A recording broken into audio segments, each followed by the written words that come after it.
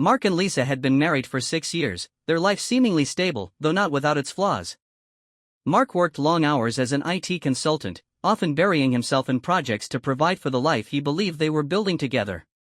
Lisa, on the other hand, had always been more social, craving the excitement that came with meeting new people and exploring different opportunities.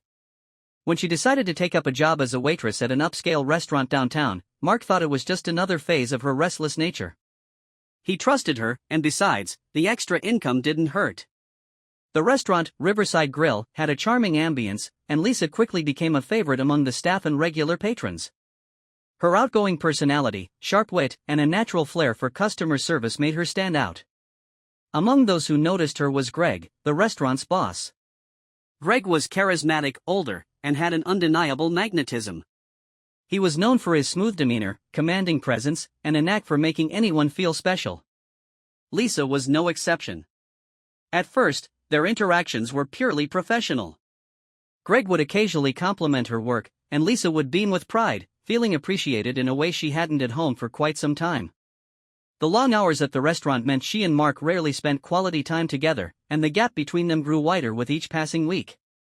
Lisa started working late shifts more frequently, often coming home well past midnight. She explained it away as part of the job, citing Greg's insistence on training her for more responsibilities. Mark, though slightly bothered by the changes, didn't push too hard. He wanted to be supportive and had no reason to suspect anything was amiss. Unbeknownst to Mark, Lisa's late nights were increasingly filled with moments she wasn't sharing. Greg had taken a personal interest in her, and their casual conversations turned into flirtatious banter. Lisa felt alive around him, basking in the attention and validation she had missed in her marriage. It wasn't long before their connection crossed the line from friendly to forbidden. One evening, Greg invited Lisa to stay behind after the restaurant closed. "I need someone I can trust to go over the new menu ideas with me," he said, his voice dripping with charm. Lisa, eager to please and drawn to his allure, agreed without hesitation. The two of them sat in the dimly lit dining room, sipping wine and laughing as they brainstormed. The professional boundaries they'd once maintained seemed to vanish entirely as Greg leaned closer, his hand brushing hers. That night marked the beginning of their affair. It started with stolen kisses and whispered confessions, quickly escalating to secret rendezvous outside of work. Lisa convinced herself she deserved this excitement, telling herself that Mark's neglect had pushed her into Greg's arms.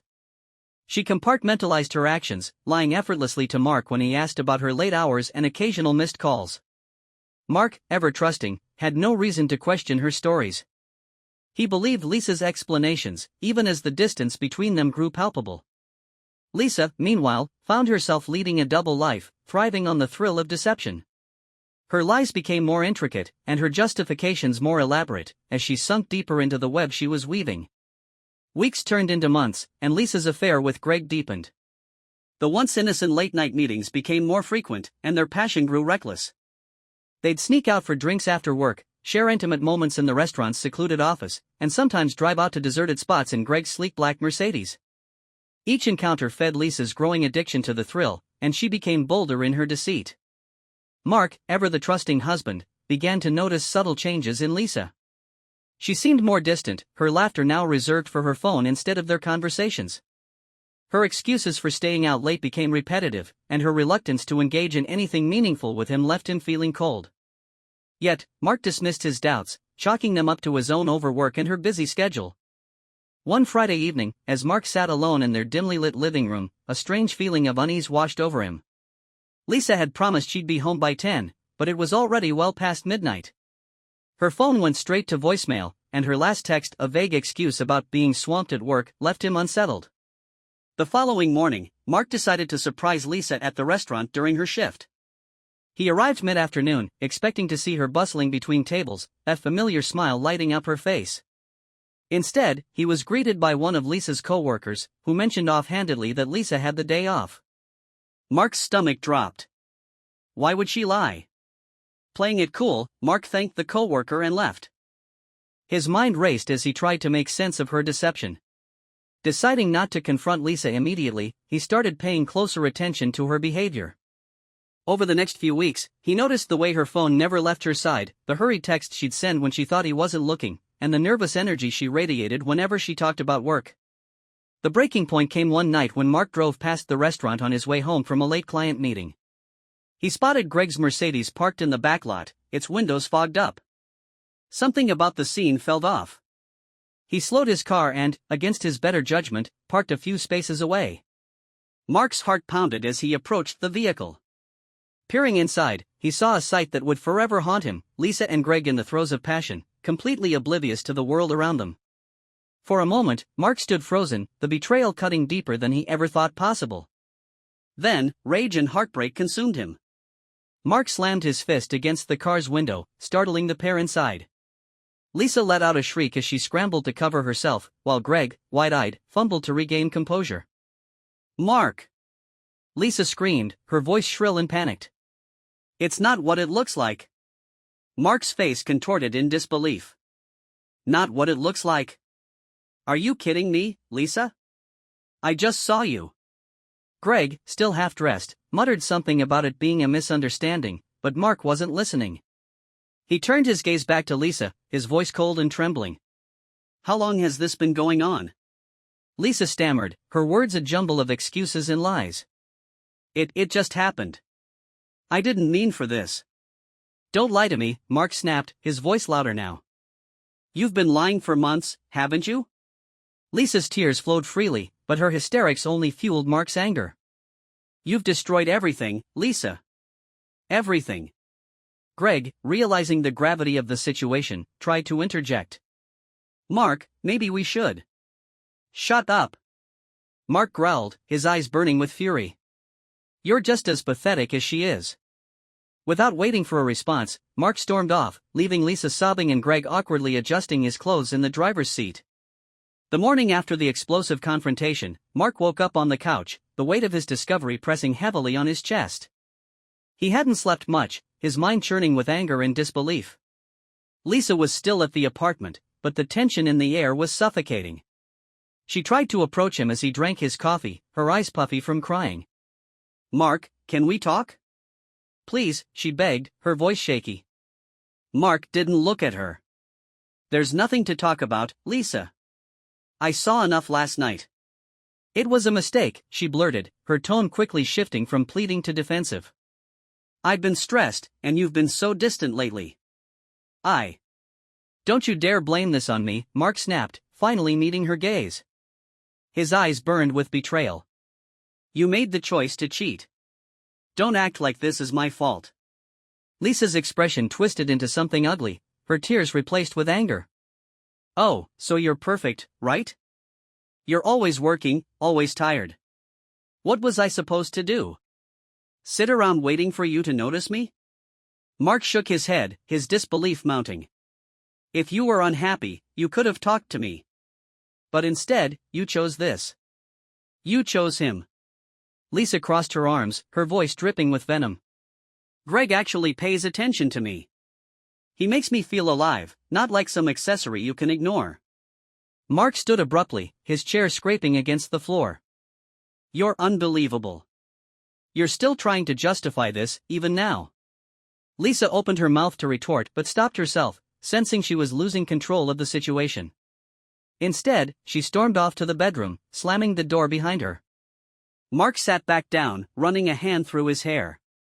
He felt exhausted, drained from the sheer emotional weight of it all. Later that day, Mark began taking steps to end the marriage. He contacted a divorce lawyer and started gathering the necessary documents. Lisa, sensing his resolve, oscillated between bouts of hysteria and desperate attempts to win him back.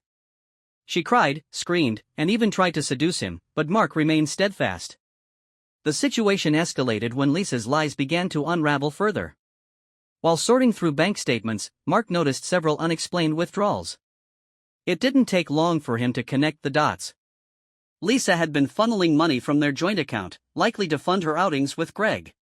When he confronted her, she didn't deny it. Instead, she laughed bitterly. "What does it matter now, Mark? You've already made up your mind to leave me. Take your stupid divorce." Mark was stunned by her audacity. "You're unbelievable, Lisa. You've not only destroyed our marriage but stolen from me as well." Lisa smirked, her expression cruel. "Oh, come on, Mark. You'll be fine. You always have your precious work to fall back on. Despite her theatrics, Mark refused to let her derail his plans. As the days went on, he began separating his life from hers. He moved into a friend's guest room, leaving Lisa to stew in the wreckage of their relationship. The divorce proceedings were initiated, and Mark's lawyer assured him he had a solid case. But Lisa wasn't done. She began showing up unannounced at his new place, begging for a second chance one minute and hurling insults the next. One evening, she even brought Greg along, claiming they'd come to talk things out. Mark slammed the door in their faces. Mark's determination to move forward with the divorce only seemed to fuel Lisa's erratic behavior. Her attempts to manipulate him became more desperate and brazen. One afternoon, she showed up at his workplace, causing a scene in the lobby. "Mark, you can't just abandon me like this," she shouted, her voice echoing through the marble hall. "We're married. Doesn't that mean anything to you?" Mark's colleagues watched in stunned silence as he calmly escorted her outside. His voice was low but firm. "You need to leave, Lisa. This is not the place for this." She crossed her arms, her face contorted in a mix of anger and defiance. "You think you're so much better than me? You're just running away because you can't handle the truth." "The truth?" Mark said, his voice trembling with controlled fury. "The truth is you betrayed me. You lied, you cheated, and now you're trying to make me the bad guy." Lisa's expression hardened, and she spat. "You were never there for me, Mark. You think working late and paying bills is enough?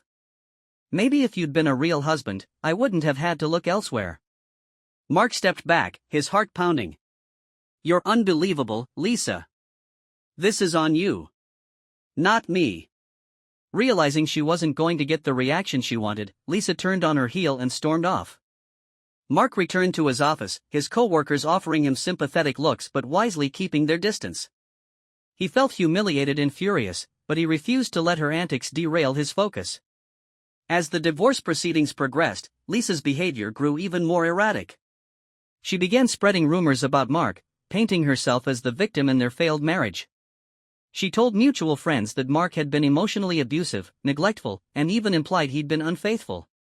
Some believed her, while others saw through her lies. Mark, meanwhile, kept his head down, relying on his lawyer and a close circle of friends for support. He refused to stoop to Lisa's level, confident that the truth would eventually come to light. One evening, Mark received a call from an unknown number. Hesitant but curious, he answered. "Mark," a woman's voice said hesitantly. "This is Sarah. I work with Lisa at the restaurant." Mark's stomach tightened. "What do you want?" "I just thought you should know something," Sarah said. "Lisa's been bragging about how she's going to take you for everything in the divorce. She's even been asking Greg for advice on hiding assets." Mark clenched his jaw.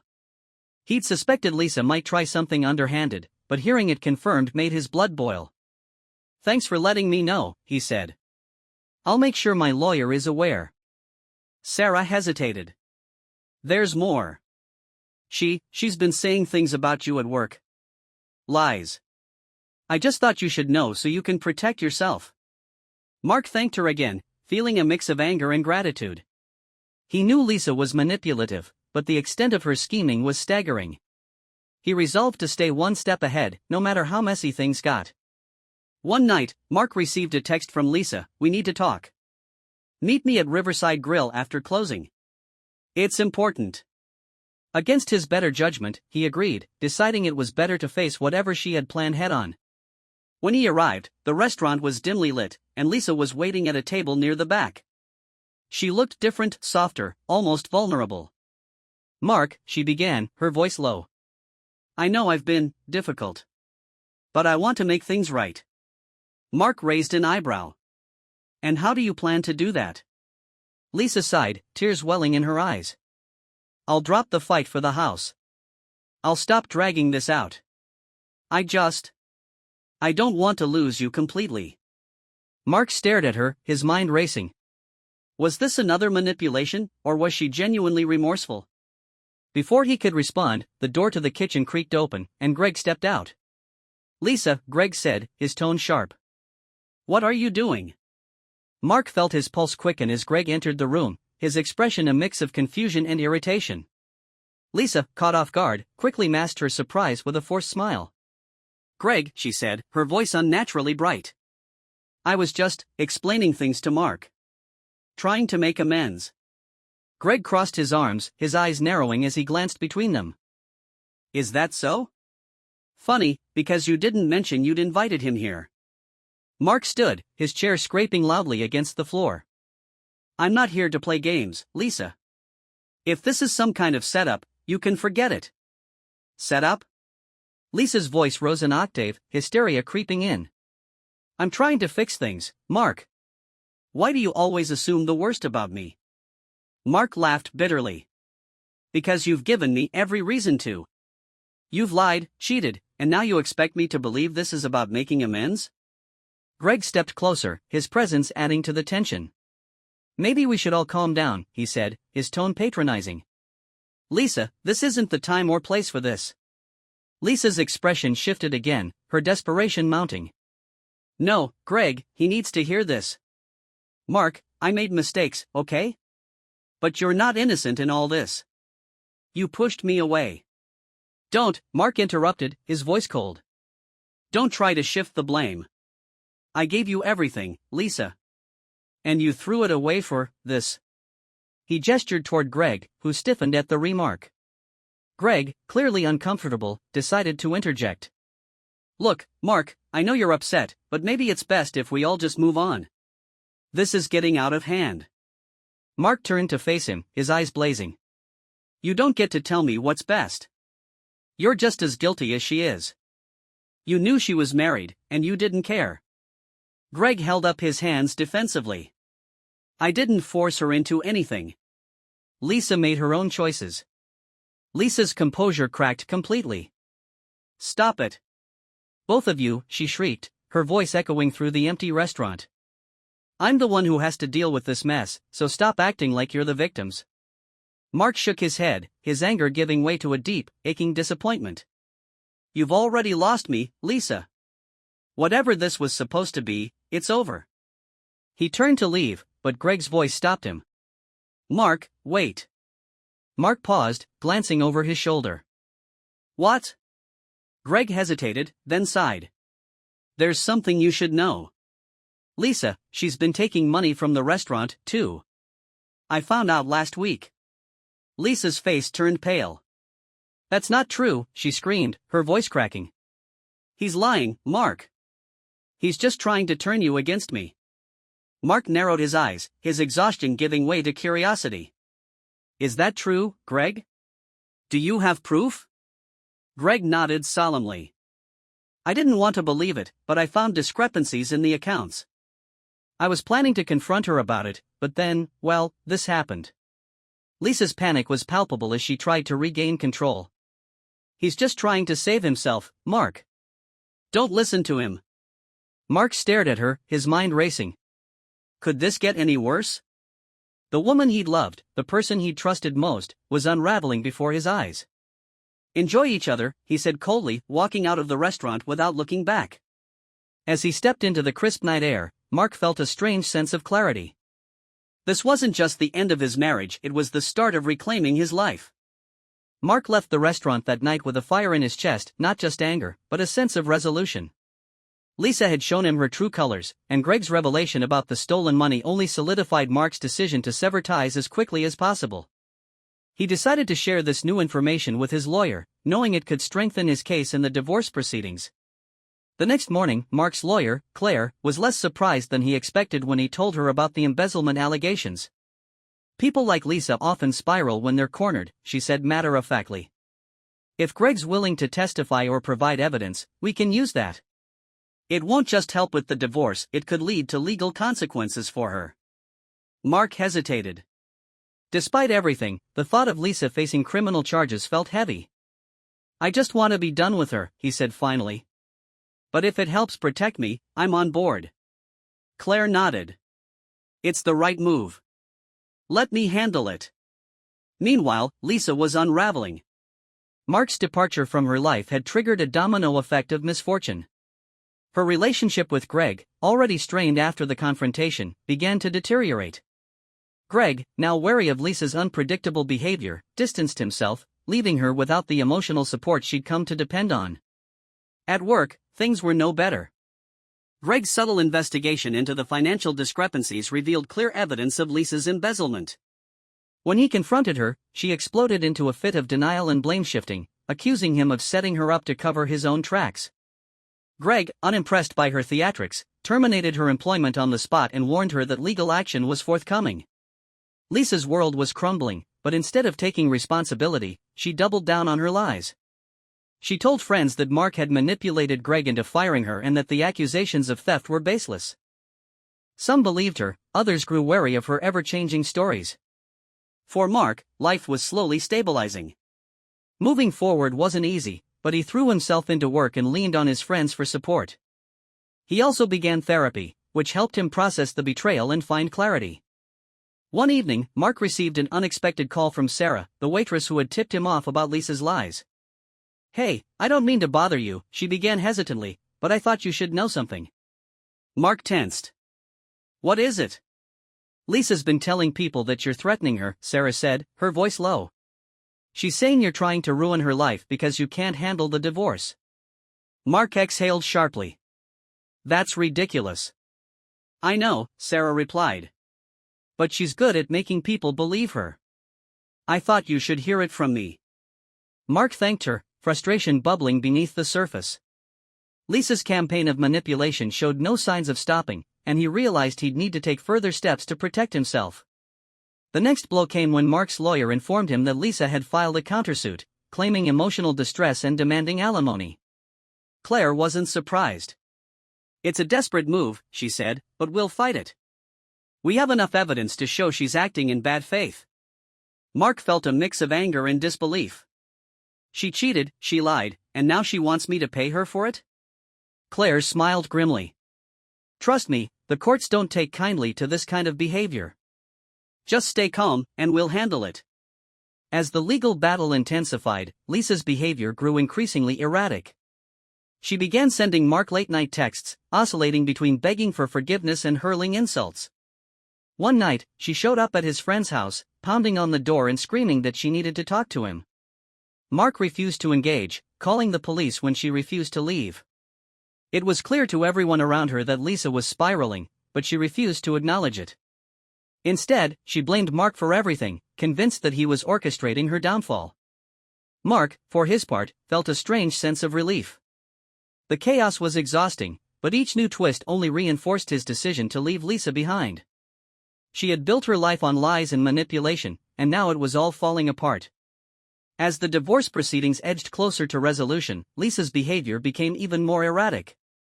Mark had blocked her on every platform, but she found new ways to insert herself into his life: emails, anonymous social media accounts, even handwritten letters left on his friend's porch. Each message oscillated between desperate pleas and venomous accusations. One day, Mark received a message from an unknown number. "Meet me at the park near Riverside. I have something important to tell you. It's about Greg." Mark hesitated. He had no interest in speaking to Lisa again, but curiosity got the better of him. If there was any chance she was coming clean or providing useful information, he wanted to hear it. Mark arrived at the park just before sunset, the air heavy with the crisp chill of autumn. Lisa was already there, sitting on a bench, her expression unreadable. She looked disheveled, her once carefully curated appearance now overshadowed by the stress of the past few weeks. "Mark," she said as he approached, her voice quieter than usual. "Thank you for coming."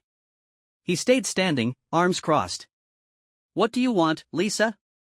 She looked up at him, her eyes glassy. "Greg's not who you think he is. He's been lying to both of us." Mark frowned. "What are you talking about?" Lisa leaned forward, her voice dropping to a conspiratorial whisper. "He's been stealing from the restaurant for years. That's why he accused me of embezzlement, to cover his tracks. He's setting me up, Mark. You have to believe me."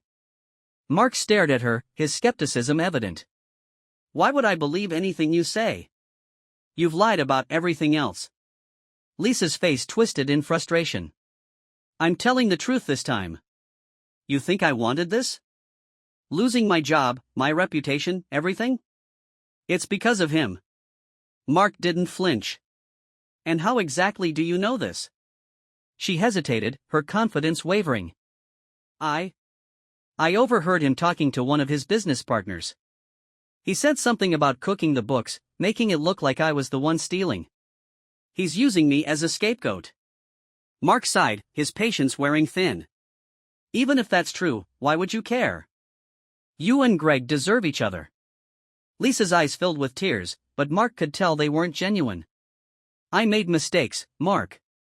I know that. But Greg's dangerous. He's not who he pretends to be. Mark shook his head. I don't care, Lisa. Whatever mess you've gotten yourself into, it's not my problem anymore.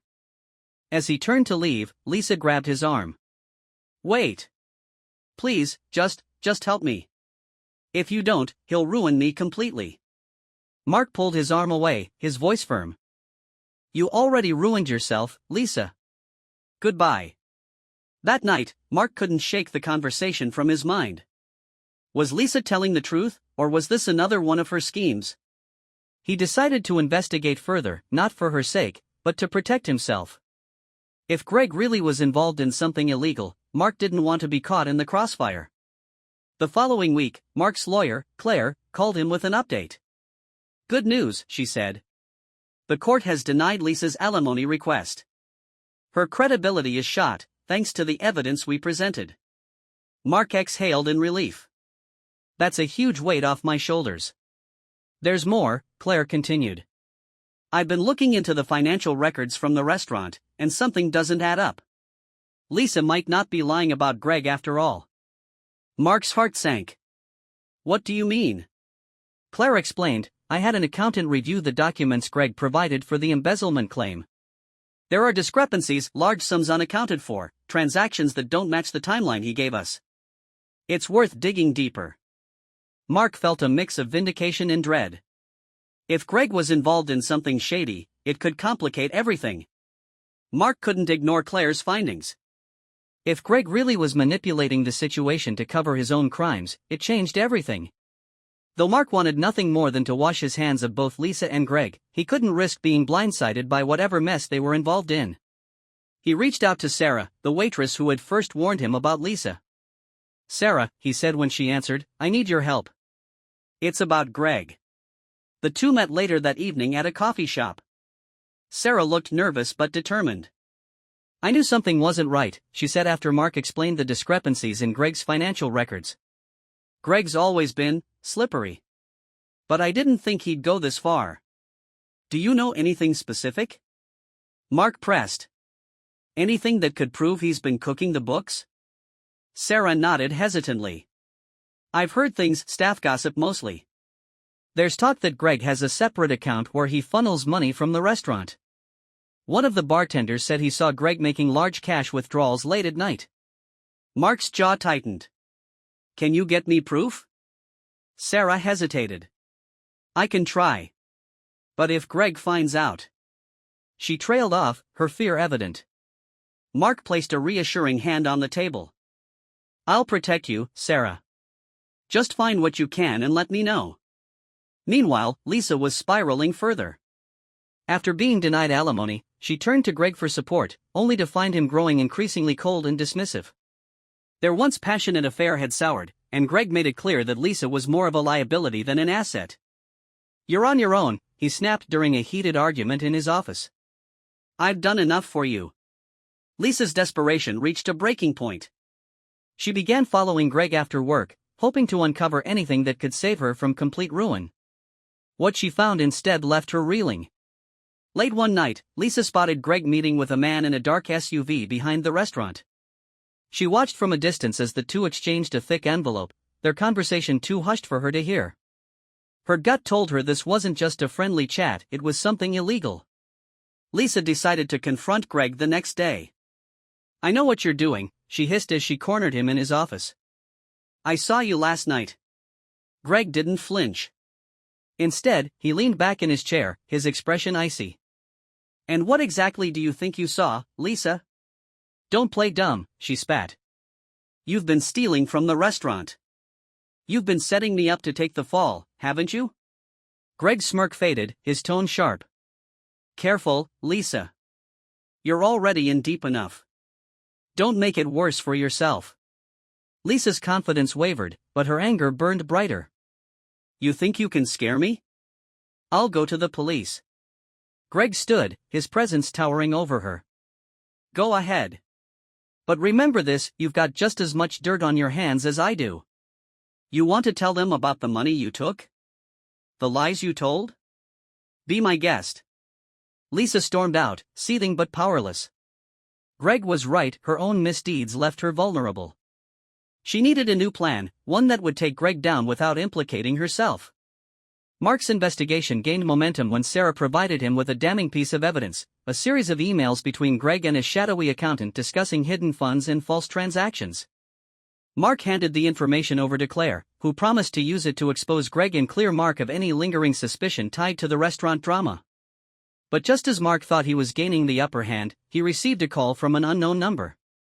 Mark, Lisa's frantic voice crackled through the line. I need your help. Mark's blood ran cold. Why would I help you, Lisa?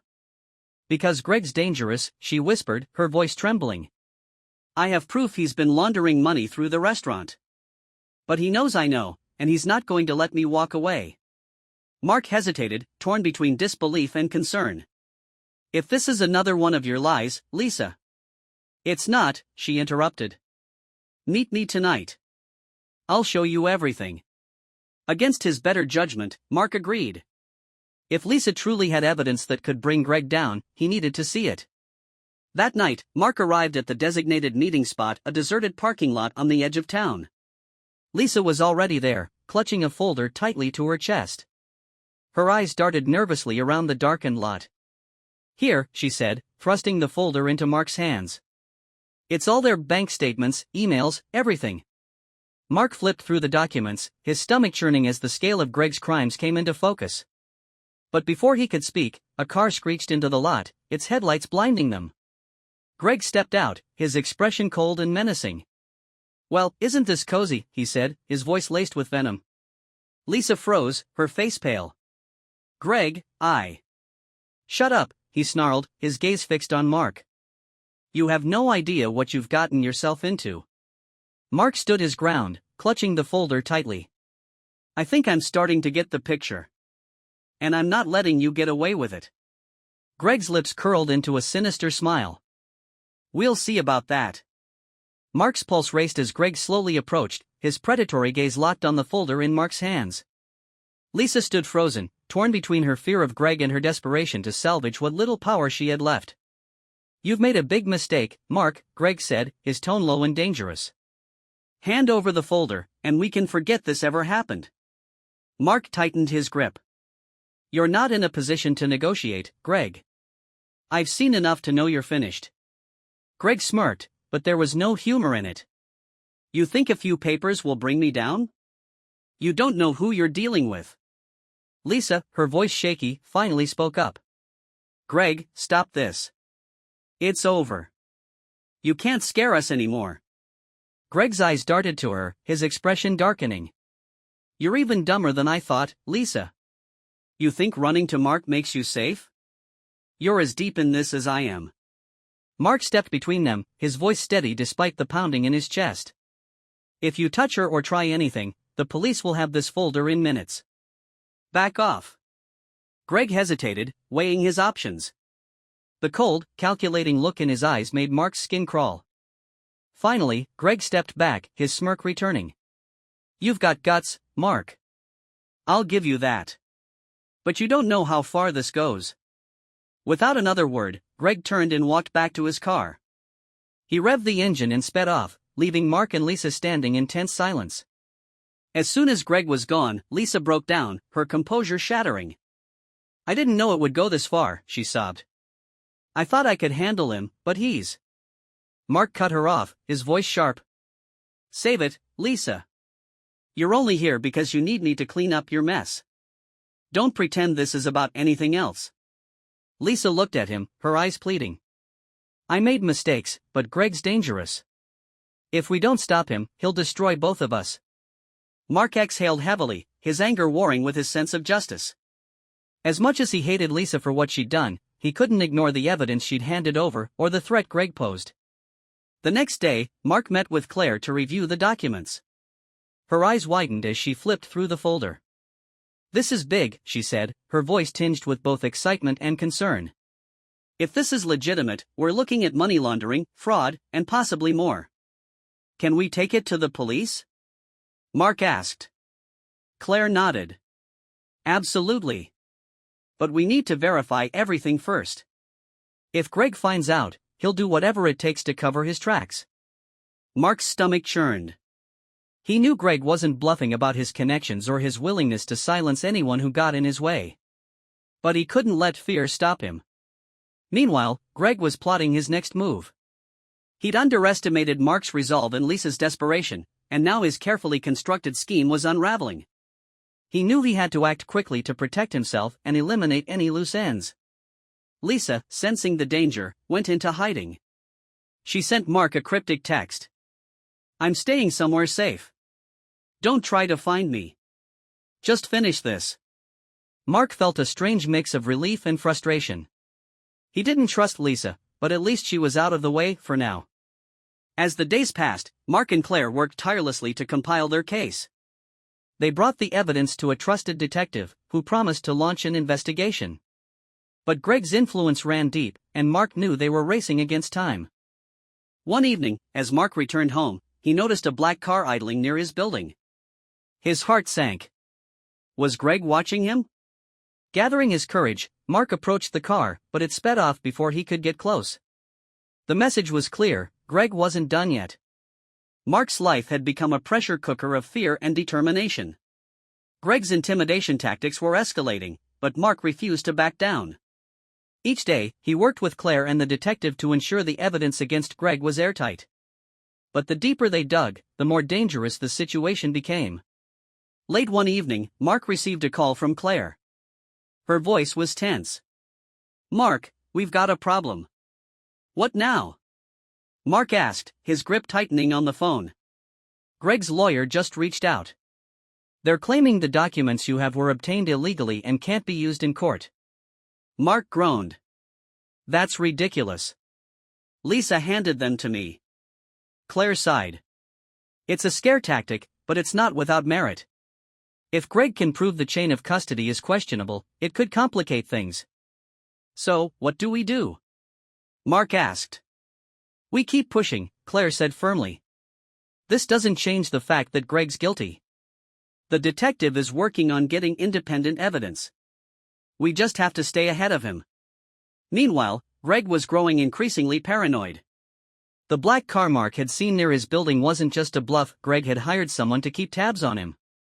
He needed to know how much Mark knew and whether the investigation posed a real threat. But Greg's paranoia also made him sloppy. In his desperation, he made a critical mistake. A late-night meeting with one of his business partners was intercepted by the police, who had been tipped off by the detective working with Mark. Though the meeting didn't result in an immediate arrest, it gave the police enough to justify a deeper probe into Greg's finances. As the pressure mounted, Lisa resurfaced. She called Mark from a burner phone, her voice trembling.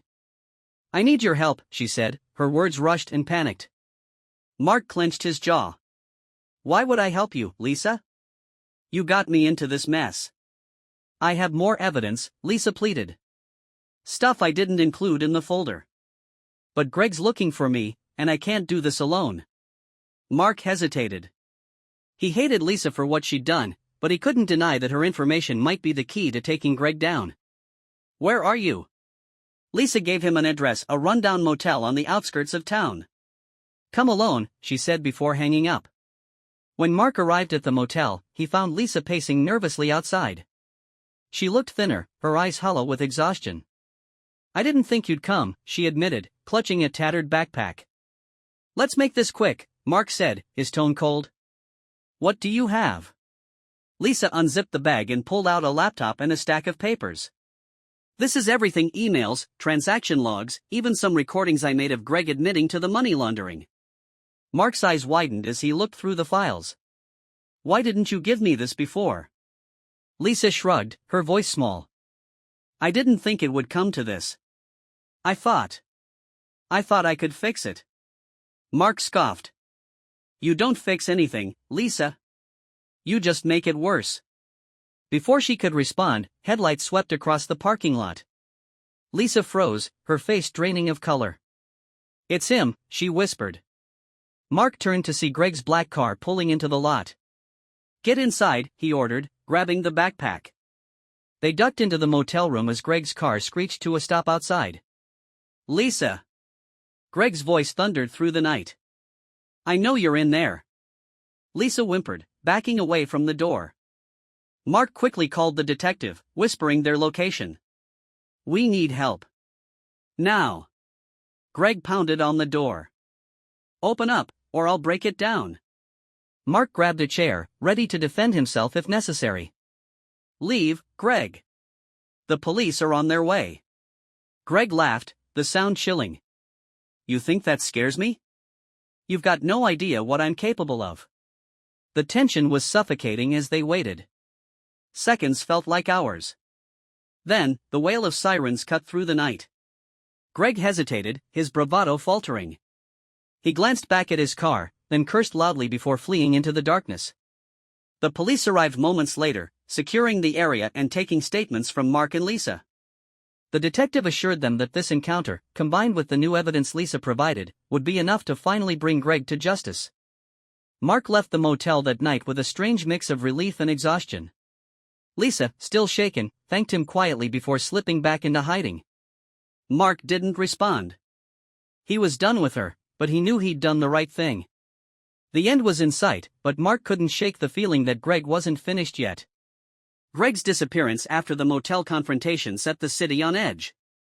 The police ramped up their investigation, armed with the trove of evidence Lisa had provided. But Greg wasn't the kind of man to go quietly. His ego and desperation made him dangerous, and Mark knew they hadn't seen the last of him. Mark was determined to end this once and for all. He worked closely with Claire and the detective to ensure the evidence was solid and that Greg couldn't wiggle his way out. The recordings Lisa had provided were damning, capturing Greg boasting about his schemes and mocking his victims, including Lisa and Mark. That's the nail in the coffin, the detective said after reviewing the files. We've got enough to charge him with multiple counts of fraud and money laundering. Despite the progress, Mark remained uneasy. Greg's ominous words at the motel echoed in his mind, "You've got no idea what I'm capable of." Lisa, still in hiding, called Mark sporadically for updates. She sounded fragile, a shadow of her former self. "Do you think they'll catch him?" she asked during one call, her voice trembling. "They will," Mark said firmly, though he wasn't entirely sure. "Just stay safe." Lisa's paranoia grew with each passing day. She confessed to Mark that Greg had been involved in more than just financial crimes. "He used the restaurant to launder money for dangerous people," she whispered. "If they find out I've been talking." Mark felt a chill run down his spine. "Why didn't you tell me this sooner?" "I didn't want to believe it," Lisa admitted. "But now I'm scared, Mark. Really scared." The tension came to a head one evening when Mark returned home to find his apartment ransacked. Furniture was overturned, drawers emptied, and papers scattered everywhere. His heart pounded as he checked the safe where he'd been keeping backups of the evidence. It was untouched, but the message was clear: Greg had sent someone to intimidate him. Mark immediately called the detective, who arrived with a team to assess the situation. "This is escalation," the detective said grimly. "Greg knows we're closing in, and he's desperate. We'll assign protection for you until this is over." Mark hated the idea of being under surveillance, but he agreed. He couldn't afford to take any chances. The breakthrough came 2 days later.